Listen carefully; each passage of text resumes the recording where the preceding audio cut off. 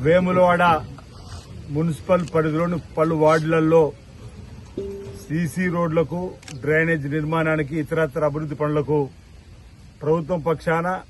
సుమారు 3,50,00,000 రూపాయల వైపు పైచిలకు డబ్బులు మంజూరు కావడం జరిగింది. వాటికి ఈ 28 వార్డులలో ఎక్కడెక్కడైతే ప్రజా అవసరాల కోసం ప్రజలు చెప్పినటువంటి ప్రాంతాల్లో సీసీ రోడ్డు డ్రైనేజ్ నిర్మాణానికి మరి ఫౌండేషన్స్ ఈ రోజు నుంచి వేయాలని చెప్పని నిర్ణయం తీసుకొని ఈరోజు 7, 8, 11, 12 వార్డులలో జరిగేటువంటి అభివృద్ది పనులకు భూమి పూజ కార్యక్రమాన్ని చేయడం జరుగుతూ ఉంది. ఆ తదుపరి ఇతర వార్డులలో కూడా ఈ పక్షం రోజు లోపల అన్ని ప్రాంతాల్లో కూడా అభివృద్ది పనులకు శ్రీకారం చుట్టి వేములవాడ పట్టణంలో మౌలిక వసతులను పెంపొందించే దిశగా వేములవాడ పట్టణాన్ని అన్ని రంగాల్లో అభివృద్ది పథంలో తీసుకొని పోయే విధంగా చేసేటువంటి కార్యక్రమాన్ని అమలు చేస్తా ఉన్నాం. ఇప్పటికే మేము ఎన్నికలకు ముందు వేములవాడను టెంపుల్ సిటీగా మార్చాలని చెప్పనే ప్రయత్నం చేస్తా, మాకంటూ అవకాశం ఇస్తే మీ బిడ్డగా చెప్పని గతంలో ఈ అంశాలపైన ప్రశ్నించిన వాళ్ళంగా అనేక అంశాలలో ఆనాటి ప్రభుత్వం ఇచ్చిన మాట తప్పిన క్రమంలో రాజన్న ఆలయ అభివృద్ధే కానీ ఆ పట్టణ అభివృద్ధికి సంబంధించిన అంశంలో కానీ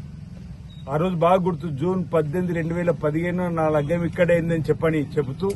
రాజన్న ఆలయ అభివృద్ధి పత్రంలో తీసుకొని పోతామని చెప్పినటువంటి ఆనాటి ప్రభుత్వ అధినేత కేసీఆర్ గారు మాటలు నీటి మూటలు అయిన వేళ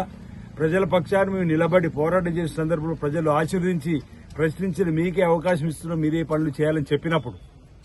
ఈరోజు వేములవాడ నియోజకవర్గాన్ని రాజన్న సిరిసిల్ల జిల్లాను అభివృద్ధి పత్రంలో తీసుకొని పోయినప్పుడు వేములవాడ పట్టణం 2 కన్నులాగా వేములవాడ రాజన్న ఆలయ అభివృద్ధి ఒక కన్ను, పట్టణాభివృద్ధి ఒక కన్నుగా 2 సమాంతరంగా ముందుకు తీసుకొని పోవాలని చెప్పని ఇప్పటికే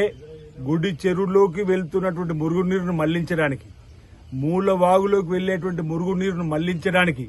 ఇంచుమించు 9 కోట్ల పైచిలుకు నిధులు మంజూరు కాబట్టి పనులు కూడా మొదలు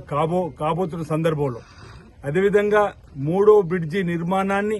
గత ప్రభుత్వంలో పాలకు రంగురంగుల బ్రోచర్లు చూపించారు, రాజన్న ఆలయ అభివృద్ధి కూడా బ్రోచర్లు చూపించారు, వీడియోలలో చూపించారు, రంగురంగుల వీడియోలలో.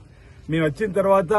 3వ బ్రిడ్జి నిర్మాణానికి కూడా భూమి పూజ గావింపు చేసిన తర్వాత కొందరు అంటున్నారు ఏమైంది భూమి పూజ చేసి ఇంకా మొదలెడతలేరని. వాళ్ళు 2015లో భూమి పూజ చేసి 10 ఏళ్లు చేయకుండా పట్టించుకున్న లేరు. మీరు 2 మాసాలు లేకపోతే ఏమైంది మీరు అంటున్నారు. దానికి కూడా సమాధానం చెప్తున్నారు మీ ద్వారా.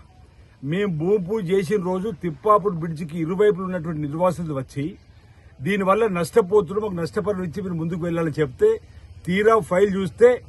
ఇంచుమించు 6 కోట్ల పై